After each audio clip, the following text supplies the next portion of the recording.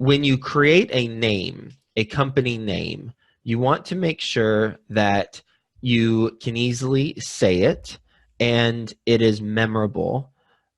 And in order for it to be memorable, you need it to be easily said from one person to the other, because word of mouth is the number one referral of purchase intent, or number one way of getting purchase intent is word of mouth. And we will, if we can't pronounce a name easily, then it's tough to recommend it. So when you're creating a company name, make sure that it is it's not only easy to pronounce and say, but then also spell it correctly. So for example, if you like there's a company in my area, I still don't know how to say their name. I think it's Design STR, and design is one word and then separately STR. And I think they're going for stir.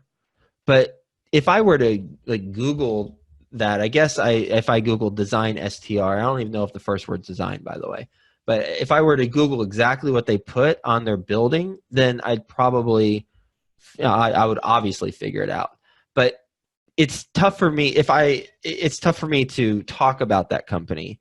And if I heard it in passing, I might misspell. Well, I definitely would misspell their name, and then I'd go off on some other Google search and maybe find a competitor. So don't spell your company name in a unique way, spell it in a common way. That way people can easily search it if they're needing to search online. But then also if you have in my opinion, if you have a really complicated, or not complicated, but a tough to pronounce last name, I wouldn't put that in your company name. I would go with something that's much easier to pronounce. And also, you don't want it to be generic. So there are three things.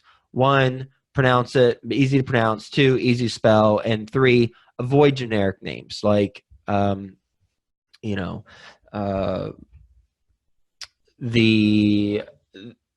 don't want, if I say a company name, Well, then I give you a good example. I used to work in automation. And there was a company called ABC Tool.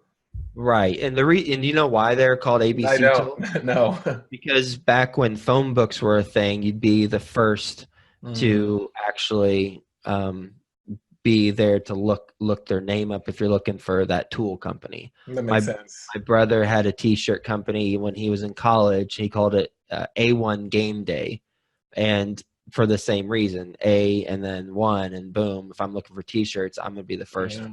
one there in the phone book. Well, phone books aren't a thing anymore, so you want it to be a non-generic name to the category. Otherwise, when people search for your name, then they're also going to come up with a whole bunch of competitors too. Yeah, Those, I cannot tell you how many times I would never be able to put Theo in a company name, because every time I order anything and I say Theo, it's like, huh? Leo? Theo? What are you saying?